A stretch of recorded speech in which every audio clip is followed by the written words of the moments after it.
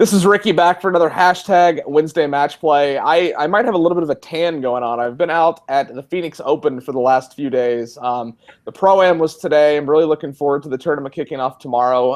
It was so cold this morning. They had an hour delay and then a 20-minute delay, but no frost, but it was still cold. So I had a pullover on all day today, but I was still getting some sun. So I'm pumped for today's guest because, one, we were just chatting before we went online that we've probably been talking and known each other for 2 or more years via just digital communications, and I had no idea what he looked like. And I was like, well, I had no clue. So he joined, and I was like, hey, that's what you look like. So, you know, he has no pictures of himself online because he's so busy running this product. And you know, I have to admit it's not a product that I use, but it's a product that, one, I know the name of, I've heard the name, and it's got a well-known reputation in the golf business. So I'm excited to learn more about that. As always, the hashtag Wednesday Match Play is presented by Eat Sleep Golf. I know that, and actually, see, look, I say that and I forgot to tweet the link. So see here, let me go tweet the link so Eat Sleep Golf can retweet it. Don't forget to hit that Facebook, you know?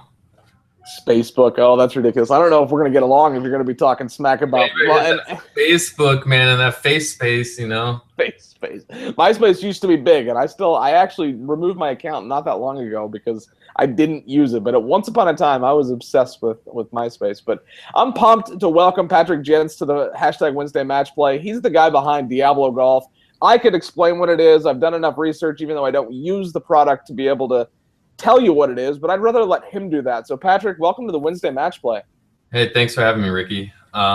So yeah, I mean, basically we're a mobile-first golf handicap service. We just, you know, our bread and butter is the guy who goes out and plays on a regular basis with his buddies and wants to be able to track his friends' handicaps, see where they're playing, and basically just enjoy the game. It doesn't really slow you down on the course. You just get done with your round of golf, go inside the bar, drink a beer, post your score. I mean it's pretty simple, you know. We're not trying to get wild and crazy here. You know, we want to do something really well and not add too many features. You know, you see a lot of those other guys out there putting GPS on there or a few, you know, whatever else out there. And, you know, we're gamblers. We get on the course, we want to play. I don't want to be looking at the phone the whole time. So all we really need to do is track the handicap, and then we can handle the rest of the action in the bar. I like that. And, you know, and the name, like, I mean, the product and the solution that it has presented to golfers is so much needed and necessary for those that keep handicaps. But the name DiabloGolf doesn't translate necessarily directly to handicap. So tell me where the name came from and kind of what the meaning behind the brand is. And the brand is great. The logo is awesome. So talk about where the name came from. You know, I think at first, you know, we were taking a look at some, you know, names for, you know, the URLs that we were going to use for the company. As you know, there's a lot of cyber squatters out there, which really limits a lot of URLs. They're already sitting on a lot of them. And so then they ask a lot of money for them. We went through it and found DiabloGolf, and it ended up being one that we could brand really easily. And kind of was like, you know, again, we're gamblers, so we're kind of going the opposite direction in terms of like, you know, the guys that we're attracting to the site and to the app and then want to use us. You know, they're not so much the gin user or the USGA guy. You know, they're not, you know, those guys. You know, they tend to be. Guys feel like it's elitist, right? The sport's elitist, and I think that we wanted to go a completely different direction than that. And this just really allowed us to go, I mean, really like 180-degree different direction. And so that's what we did. Very cool. Everybody's liked it. I'm sure there's going to be guys that are offended about it, you know, but that's, you know, again, I mean, it's a free product. We don't make them download it. So That's a good point. And actually, I had another question that I was going to ask in relation to that, but you said the word free. And someone on Twitter today was actually saying that the product used to be free and now they charge for it. So is the product free to use? And if there is it is a free product. What we did is we were testing the market out there, you know, a few years ago on what the market would support. As you know, like when you join like one of those clubs for gin, any of the state golf associations, they charge you 30, 40, 50, 60 bucks or whatever, and the golf courses, they end up paying the state money. They charge 30 bucks, but they got to pay it to the state. Well, the calculation is kind of just out there. There really didn't need, the reason you pay that money is because those associations are putting kiosks and whatnot. They're putting hardware in the golf courses, and that's expensive.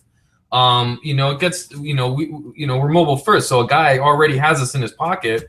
So we were like, well, why don't we just put it on the phone? We became the first guys to put the handicapping service on your mobile device, and we're providing that service to Gin members before Gin came out with their app. So I didn't even know Gin had an app. So see, I don't use Gin, yeah, so that's. That we were there. We were in that marketplace approximately a couple years before those guys, but their product is different from ours. Ours again is we're golfers, and we made it. We peeled out everything. We didn't start DiabloGolf with trying to make money. Our other business, which is online education lead generation, does really well, and so we that subsidizes DiabloGolf. There's no real pressures for us to make money, so. My brother and I run this, and we're partners here. He runs the other side of the operation. I do DiabloGolf, and this is something that we really enjoy. And basically, every time we get on the golf course, somebody gives us a hot tip, what they think they'd like to see, this and that, and we try to work it in as best we can, and work the bugs out and make sure that whatever we're releasing, everybody's gonna it's gonna be well received for guys.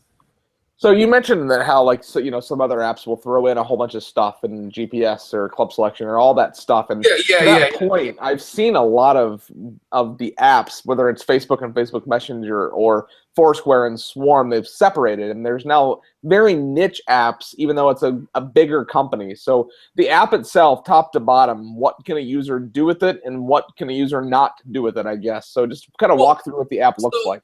Where we're doing really well is guys, posting, finding the courses that they're playing. They're posting their scores. They're tracking their friends. I mean, the friend tracker is huge. One guy joins our if they join any of the Diablo golf clubs that we have set up in the United States, they're able to then go and send that thing, send an invite out to their friends, and they get all their friends out. I mean, everybody that I talk to, when they have, it's not just one guy getting it and is a lone wolf out there. He gets it, and he tells his brother and 10 other guys to go get it, right? And then those guys track each other. I track about 50, 60 players on mine. So I always know, when I'm getting onto that first tee box, what I'm getting into, and what kind of wagering we're going to be doing. Yeah, I mean, and then it goes into, after the guys post their scores, they end up being able to have that chance to leave a review for the golf courses. That's unbiased. It's all user generated.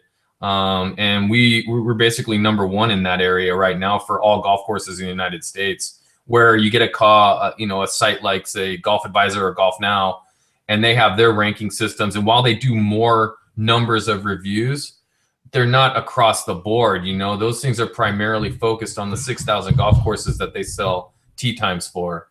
So ours is just user generated, and it gives us an idea of what's really happening out there in the marketplace.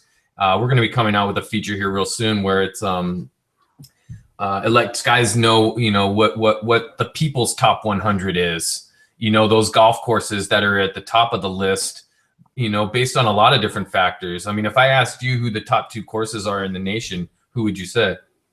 I mean, just because of popularity, I'd say Augusta and Pebble. I mean, just the namesake. But sure.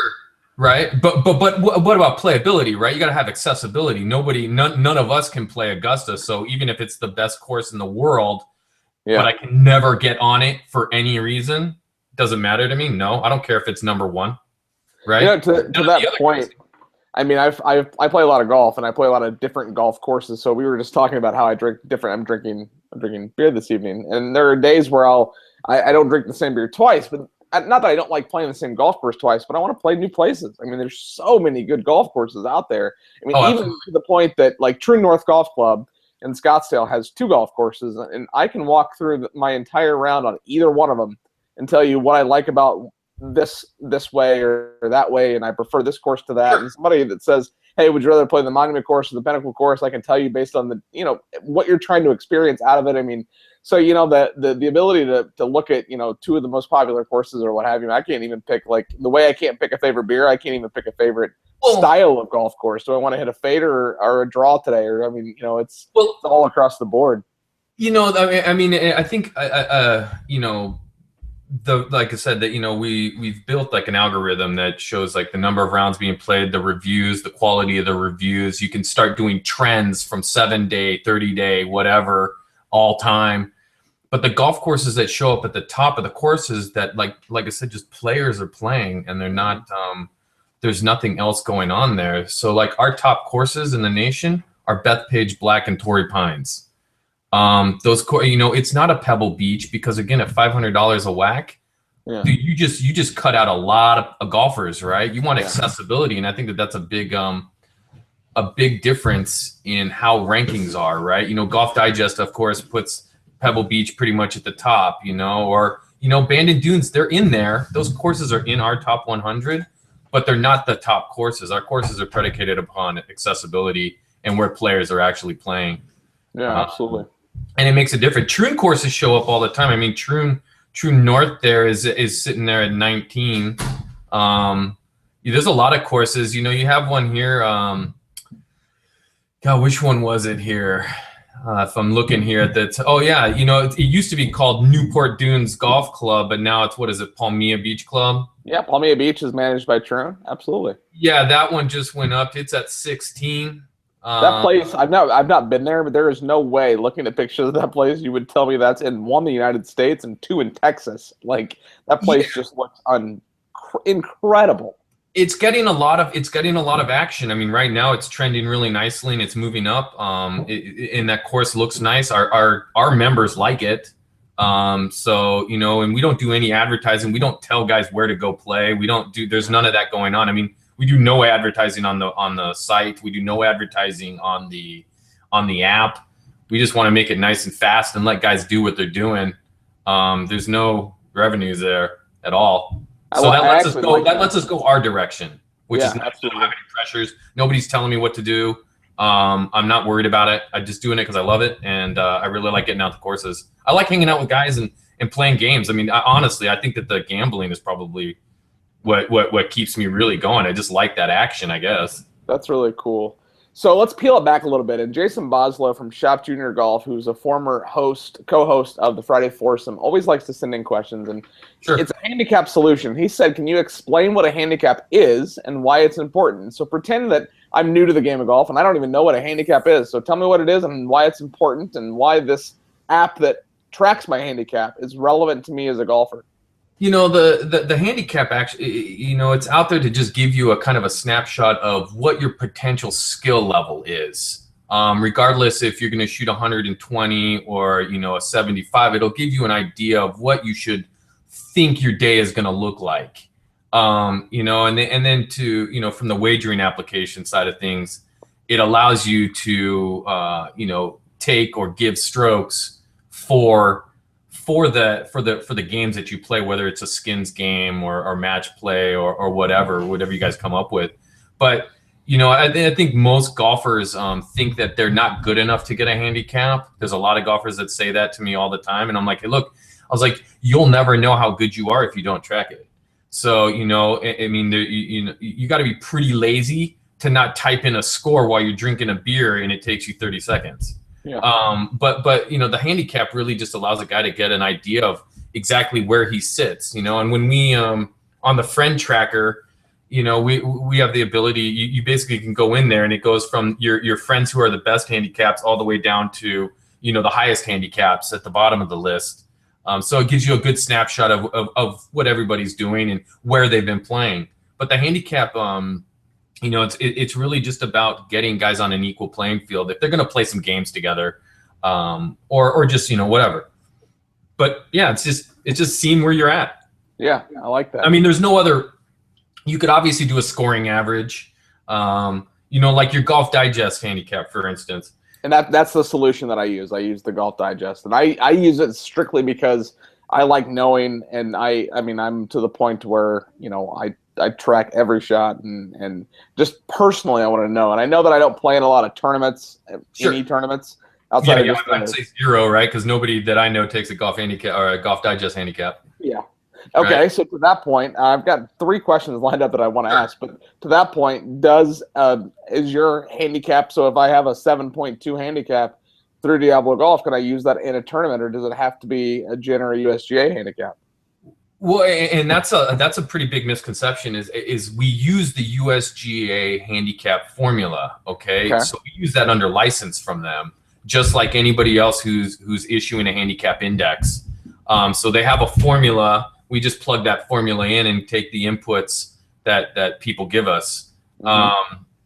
Now, if you go to the USGA.org website and you do a club lookup and you type in DiabloGolf, you're going to find a list of our golf clubs that they've licensed.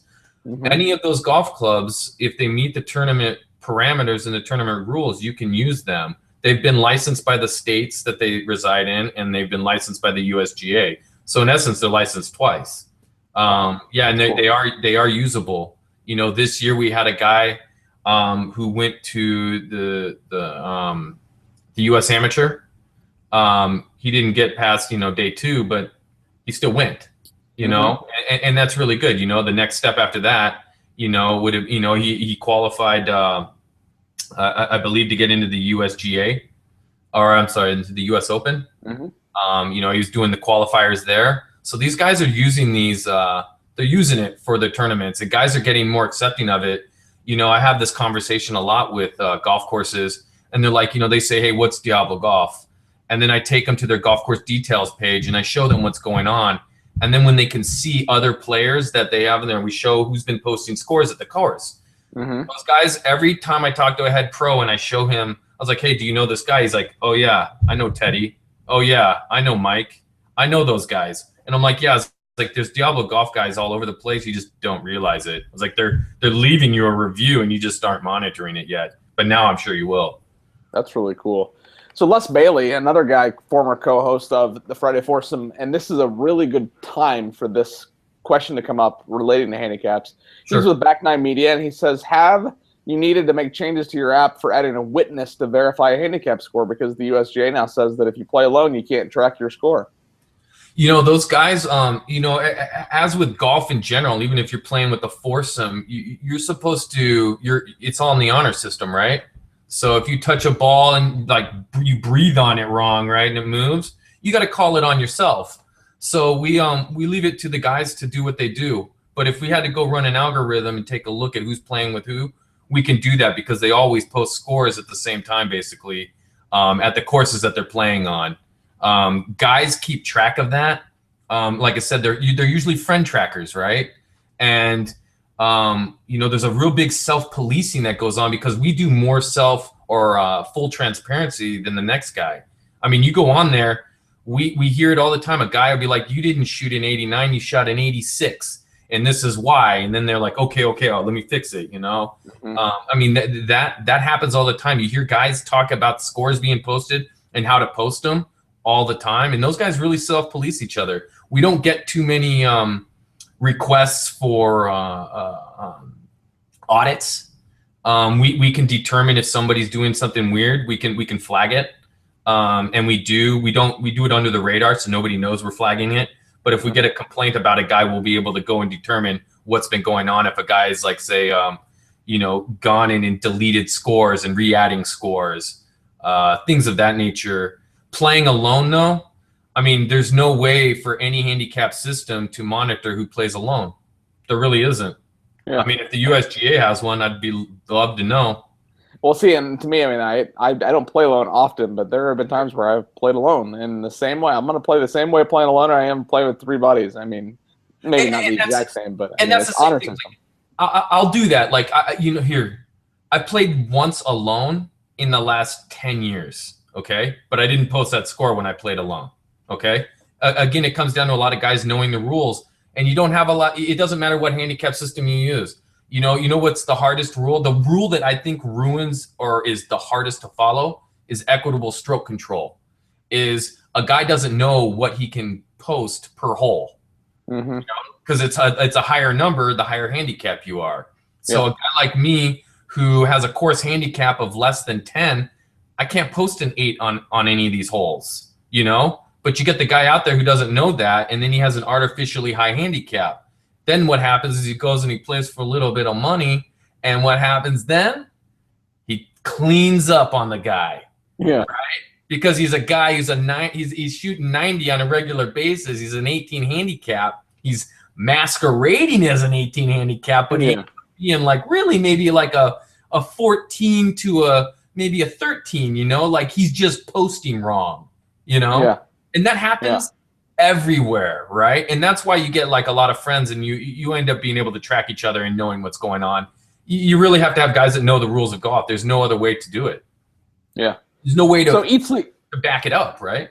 Yeah, yeah. Well, that's an interesting. And to your point about the equitable stroke, I mean, I think that alone needs to be not only the rules of golf, but like that piece of it should be a part of the conversation. Because I mean, there are guys out there that I'll stop after I hit 10, or like, I mean, there's a point where that means nothing to a guy like me. So you know what I mean, not to give away a lot of our secrets that we're going to be doing things in the future, but that aspect of it right now, we're taking a look at the hole by hole scoring. If a guy has a certain handicap, our system will not allow him to post a score on any one hole that is above that handicap. It'll self-adjust. So when he goes to post his score, it's already been revised downward.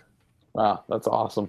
Yeah, I mean, again, that's part of that full transparency, and that's part of like, you know, all these things running in the background. And that's really been hard to do. You know, we have a lot of things that are running in the background. So a guy doesn't really know that it's running in the background, right? He opens up the app, and then he's able to, you know, if he's got location services turned on, he just finds a golf course, posts a score, chooses a tee box, you know, done.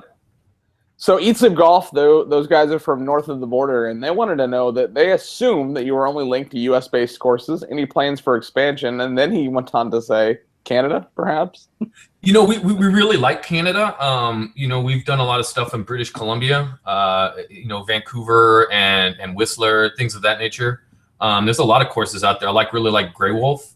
But the one thing is they have a golf association over there, and currently they run it a little bit differently than the USGA. And they also have their alliances. They use GolfNet up there, which is a whole nother golf handicap service.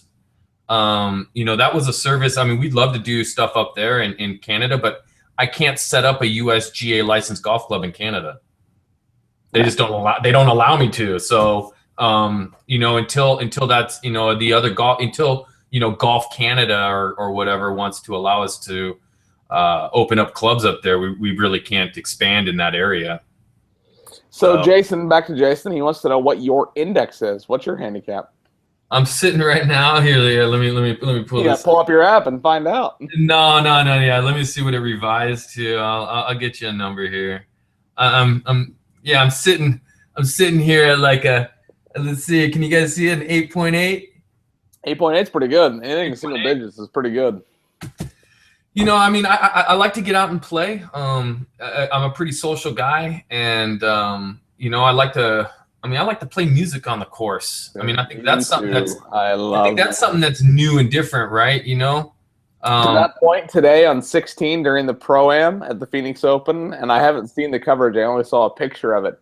They had a DJ on the 16th tee box. Like, how cool is that? Like, I like, again, you know, part of DiabloGolf is going the opposite direction. You know, I'm not a blue coat wearing guy. And you know, I think that they need to relax some of those things. I'm not saying go Happy Gilmore out there. I'm just saying that guys can self-police, you know.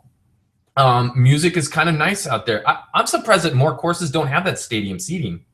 They're starting to turn 17, the drivable par 4, into a stadium. I mean, like, it's becoming like you're going to go off of 15 green, 16 the obvious stadium hole. They raised another layer this year. Then you're going to go under the tunnel, and you'll come back up, and you'll go through 17, which is almost this year, almost the stadium.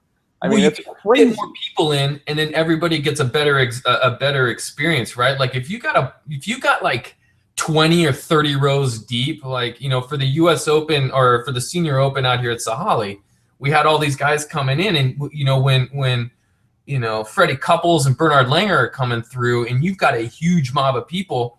the guys in the back can't see. You're on the same ground, right? The stadium seating allows you to fit a lot of guys in there, albeit it only really works in a course like that. It's got like no trees, right? But we have cactus. We have cacti. Well, I mean, yeah, there's cactus, right? But I mean, like that can be worked in, right? Yeah. But I think that the stadium seating is something that a lot of courses could use, and it could make for some exciting little areas, and allows guys to cut loose a little bit more and not feel like it's so stuffed. Because a lot of these guys, man, they just want to see guys hitting nice shots, and they want to be like, woo, and like have fun. And the guys that I think that's nice. Most of the Phoenix Open, like Bubba, like he'll come, and I'm not a huge Bubba fan, even though I button my golf shirt to the top. Yeah, boy, you're getting it up there, dude. I don't know. Let me see if I can do that. There are 4 guys in my company that I know for a fact do that. It's Bill O'Brien, Scott Heidemann, J.C. Wright, and Ben Meadle at Auction Southern Dunes. So I joined a very small group, but he comes through 16 and versus like everybody, they put and it's so funny because there's 20,000 people there, and they put the quiet please signs up. But Bubba will come through, and he's, raise the roof, hooting and hollering, and he wants them to do that. And we were talking about it today, that it's almost like he encourages the loud noise. Then it's a constant sound that he's not like he can swing through that versus it being quiet and then somebody screaming or dropping a beer can or something. Yeah, I mean, it works in a lot of golf courses at a lot of stops. But 1 or 2 a year, and I mean, they have one, and there's guys that refuse to play in it because they think it's ridiculous. Well, I think it's fun, and 200,000 people a day seem to think it's fun too. So, I mean, that's a lot. I mean, that is a lot of people that are rolling through there. And again, I think that if you want to expand golf, you want to expand the viewership, you want to do that, you have to kind of break down some of the barriers that are out there. And again, that's why we started our service. But I think that that's something where, like you said, like guys can really cut loose. I mean, last year that the Super Bowl was also in Arizona? Yeah. Yep. Last year. That must have been off the hook. It was where you're literally horrible weather. Ended with that. We had horrible weather. They had 187,000 on Saturday, and it was cold, rainy, windy, and awful. This year it's going to be like 75, 78, and sunny, and they're expecting 215 to 217,000 people on Saturday alone, and that is just cool. I mean, that is good for golf. It is. I like that format there. I mean, I think it's a great tournament, and I think that they're doing things way differently, and I think that golf needs a little bit more of that. Hey, golf is fun. I mean, let's embrace. Like I said, it's a social sport. It's a social sport. I mean, when I go out, like I play a lot of these courses, and I play with a lot of just people I'm meeting. So I'll go out there, and I have to fit in. You gotta figure it out real quick where you're at, right? And I talk to a lot of people, and I don't mind telling people, it's like, hey, look, guys, if you guys are telling me a story, just keep on going with that. I mean, I'm not so soft that a noise is going to hurt me, right? Yeah. If a guy honks a horn and I'm on the side of the road, I guess that's just the peril of playing on a course that's got a road that goes by it, right? Like you get these guys that get all angry about all sorts of stuff. You're like, dude, golf is supposed to be fun, bro. Dude, you look like you hate it out here, Like, dude, seriously. It costs way too much money for me to not have a good time. That's what I'm saying. I like to play with some people, and I do pretty good out there, and guys will be buying me beers, or I'll buy them beers with the golf, the cart girl, and we just have a good time, and I think that's what it's more about, and I think that's what DiabloGolf does well. So we're almost out of time, but one more question, and then we'll get to the lightning round. Sure. So what is, and Les Bailey wanted to know, what is involved in adding a course to your course finder? Talk about that process of adding a course. You know what? I mean, the number of course openings that happens each year, what happens is players from time, I mean, we have so many players, that, obviously they're posting scores. We post over 1 million scores. And these guys, if they see something wrong, or they're like, oh, I couldn't find this golf course, what they do is they send in something, an email to support that says, I please add this course, or hey, here's the scorecard for this course, or this and that, and they'll be like, oh, the phone number's wrong. What we do is we try to encourage golf course managers to take possession of their golf course details page, and that allows them to post their tee times, post the appropriate numbers, the appropriate contacts, any specials they might have, and to respond to reviews that are being left. So that way they can, get on top of a problem if they hear about a problem. But yeah, they just basically need to contact support, and then support runs it down the line. And they add a course. You can create the courses, right? We've got like 18,000 golf courses in the United States. Sometimes they close and sometimes they open. So, the courses can be added for sure. And like I literally noticed that I have to go do that Newport Dunes one and change it to Pomea Beach Club, right? Because it's definitely changed, and I noticed that as I was going down the list. Very cool. But yeah. Well, hey, thanks for joining us tonight, man. This has been awesome to learn more. One, about you and your passion for the game and your obvious passion for growing the game of golf, and also to learn more about the app. And I actually feel like we got a little bit off Diablo Golf, but that all is a part of what Diablo Golf is just who you are and the ability to grow the game through, something as simple as handicap tracking. But before I let you go, we have this thing called the lightning round. It's just 9 fun questions, just some golf related, some not. So are you ready? I'm in. All right, here we go. Next round's on me. What are you drinking? I'm drinking Johnny Walker Black. All right, I'm glad you said black. You didn't say something a little, there's some colors in there that I can't afford. Johnny Walker, it's a double black. Oh, I don't know if I can afford that. Let's just go back to the black. So out of all the golf courses, yeah, right. Out of all the golf courses you've ever played, what is your single favorite golf course? You know what? The one that's trended for me right now was at Indian Wells. I was really impressed with that facility. I really like that facility. I like playing both those courses, and I feel like you can circle the wagons there all day long and not get bored and tired. Did you play the putting course? I did not. I just crushed it out there, man, with the rounds on the course. I didn't get to the putting course. Well, the putting course is awesome. So the next time you're out there, make sure you check that out. Yeah, we as Troon manage a handful of golf courses in the area, and it's the restaurant there might be one of my favorite restaurants in it's a good restaurant experience there. Yeah, I think that whole experience at that course is nice. It's got a great clubhouse. It's got good service. It's got 2 courses. When I got there, the grass was nuclear green. It's almost like, wait, that's not grass. That's not real. All the blades of grass, all the way up to every tree and every flower were like the same height. There was no schmag. I mean, it was just a good experience. I felt like the course was in great shape with good views and good condition. I mean, I could definitely go down to Palm Springs and crush that course on a regular basis. Like if I was a member at that course, I would definitely not have a problem. So what's your favorite PGA Tour major championship? The major championship? Wow, it's normally the Masters next. Like it's popular. It's the Masters. A lot of guys say the Masters. The Masters is really good. I can go with the Masters. The Masters is pretty fun to watch. My birthday is on April 9th, so it's kind of like around that time. Yeah. You get the father-son time and everything else. So that ends up being a really good one. And that course again is like, of course, I'm never gonna play, so you can kind of see it and take a look at it and be like, wow, how did they get that course so amazing? Their players, their members must never play that course. I remember that, but they're not playing. Closed all the time. What golf ball do you play? I'm playing a Pro V1X. Okay, nice. Yep. Have you tried the new Callaway Chrome Soft? Because it's the new Chrome Soft is legit. I had the laser eye surgery not too long ago, and I was playing those the chrome yellows. Okay. Because it allowed me to see the ball a little bit better, but it reduced the halo that I was getting around a golf ball. I no longer get it now, so I went back to the white balls. But that chrome ball was a good ball. I mean, I really like that ball. In fact, I saw another guy playing it the other day, and I wish they had, that high vis yellow Pro Vs.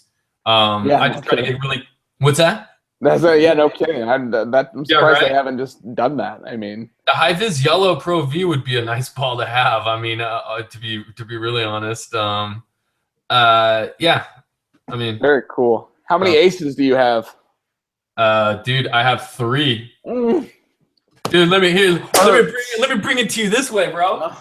Oh, dude, you're gonna hate me. You're gonna hate this, dude. You're gonna hate this. That's that flag out at Sahale. That is sick. Oh man. No, all right. So side question. 3. Okay, and do you remember all of them individually? And what I was do. the furthest? And what club did you hit? I mean, yeah. So the very first one I had was on hole number 8 out at on the east course of Sahara, and I hit a 7-iron, 158 yards, for a nice one.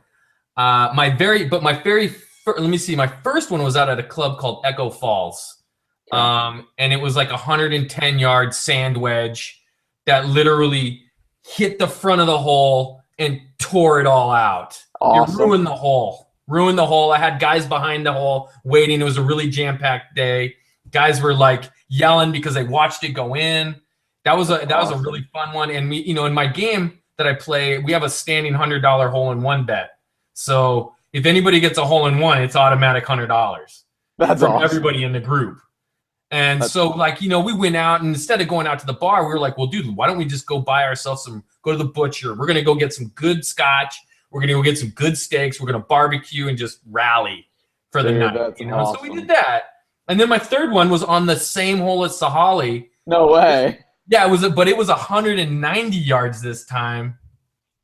And I full-blown skanked a 5-iron.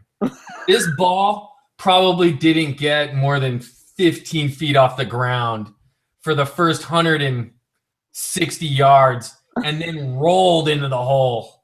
That's awesome. Oh, man. Oh, yeah. Very cool. Yeah. So who is your, and I'm jealous that I don't have any, but I don't want to talk about that. Oh, who is your favorite LPGA Tour player? My favorite player? Favorite LPGA? Oh, my favorite LPGA player. Yeah. My favorite LPGA. Think about it a little bit. I used to really like. I thought Annika did really well. I felt like she. I know she's retired and everything, but I think she was pretty straight laced. No nonsense. Got it done. No showboating. I kind of like that. But I think that there's a lot of. I think there's a lot of good players coming out right now. I think that Stacey Lewis is really good. I think that there's a lot of really good players coming up right now in the LPGA. I think that the LPGA is had a serious shift going on right there. The women that are coming through college right now, they're just getting so much better. Even in high school now, they're developing them, way faster. And I think that, for the men, it's not as crazy, right? You have to be really good because they've been doing men forever, right? But the women are really starting to come into their own, and they're really improving the game right now for viewers. There's a lot of good golf out of the women right now. I think their swings are smoother. Yeah. Seriously, they don't muscle the ball. They just get a nice, sweet, smooth swing. I wish I could do it like that. Kind of like an unfolding lawn chair. So is Jordan the next Tiger? Oh, man, you know what? That guy, you can really pull behind that guy. I think he's got a complete game. He's got a laser-like focus. And man, you want All-American, man, that's him. That guy just doesn't, he's not a knucklehead, man. He's not doing no weird stuff out there. Yeah. He's a good guy. Yeah. I think that guy, I don't know if he's going to be a next Tiger. I think he's going to be his own thing. Yeah. I like that. Yeah. I don't think he's his own Tiger. I think Rory's his own Rory, and Spieth is his own Spieth. I think that they're in a different time, and it's extremely competitive right now. Look at these players right now that are dealing with even crazier technology. Now you got to take a look. What would Tiger be doing right now if he was 21? Yeah. Would the technology make him way crazier? You don't know. And that is a great segue into my next question, because I am Tiger's biggest fan. Self, whatever you say. So speaking of Tiger, do you think he breaks Jack's record? Why or why not? Because he's not done. Tiger's not just. I don't think he's done, right? But he's 40, right? I think he's also in better shape than most 25-year-olds. The dude is in great shape. That's a guy that's been burning the candle at both ends, man. You got a guy here who for a while wasn't even thinking about golf, Yeah. He was pounding chicks in every country. Okay? This guy wasn't thinking about golf. He was doing all sorts of stuff. But then you got the other side of him, which is how his body's breaking down now. And I think that the all of those things that are going on behind closed doors that we don't even know about, and his knee, his back, whatever intense programs he's got. I mean, and the Jordan Spieths, the Jason Days, the Dustin Johnsons, all these guys are Rory McIlroy. I mean, all these guys are coming up right now, and they're good, man. And they're in good shape. They're not breaking down. They don't get injuries. They're not having that problem. I don't think he's gonna do it. I don't think he's gonna do it unless they can, unless he goes to the Champions Tour in 10 years and is crushing it, right? I don't think the Champions Tour is in 10 years. It don't count, right? That don't count, right? Oh, I get it. So your final question of your hashtag Wednesday match play is, what's next for Diablo Golf? We got a lot of things in the works. We've got Project Berserk, which will allow us to do a lot of golf wagering. There's nobody really out there doing the golf wagering as it pertains to golf handicapping. These guys are like, you can use a couple of these, these sites, whether it's Foursome Golf or whatever, and they basically are like, enter your handicap, right? Well, I'm sorry, but if I can't see what's going on, I'm not just going to go out there and play a guy, right? You take a look at like DraftKings and FanDuel and things of that nature, and you see that system could be manipulated. A guy can just come out and do get a computer program that allows them to do 18,000 entries and take advantage of that system, right? Where the spirit of that game should be each guy gets one entry or whatever, and there's no way to manipulate it. Well, when you do golf wagering with us, it's going to be man on man. You're going to be out there on the golf course with a guy. There's no way to manipulate it. You can see the full transparency of what's going on. We just need to put the games in there that guys want to play, make it easier for them to mold them to them and their friends, and allow guys to, just make their own decisions. We're going into wagering. Wagering is, nobody's, like I said, nobody's doing that. We like to wager. And I'll tell you the other thing. Guys don't go to the golf course with money in their pocket anymore. They don't. You need to give them like PayPal. These guys, you need to go do something else, because even if I lose for $3, I ain't got $3 in my wallet. Right. Even if I lose, if I lose for $3, hey man, I come to the course with money. Okay, that's me. But the guys that I find some trunk slammers out there sometimes, and that guy has no cash in his wallet. He loses $3 and then whines about it, right? Like, I'll get you next time. And I'm like, dude, I want some money, Like, seriously, bro. Like, what are you doing? You ain't Lee Trevino. You don't get to come to the course and make bets with no money in your pocket and then lose and then run away. I don't like IOUs. That's awesome. Does a beer count? Can I buy you a beer? What we want to do is, that's a problem that a lot of guys have, man, is the connection between playing money games and actually collecting, right? Yeah. It just is. It's an issue. So, and nobody has a handicap to associate with it, right? The USGA is not coming out with that product, Well, that's awesome. I look forward to seeing what's coming next from Diablo Golf. You and I will stay in close touch, and now that I know what you look like, you can't hide anymore, because I'm going to know who you are when I see you out there. I appreciate you coming on the hashtag Wednesday Match Play. This will be uploaded on YouTube before the end of the night tonight. I'll get a link out to you. It's going to get shared in all kinds of places. I bet the guys at Eat Sleep Golf are going to share it. Thank you so much for coming on. And just check out and Google search Diablo Golf, because that brand is theirs and they own it from top to bottom. And as always, all you need to do is eat, sleep, golf.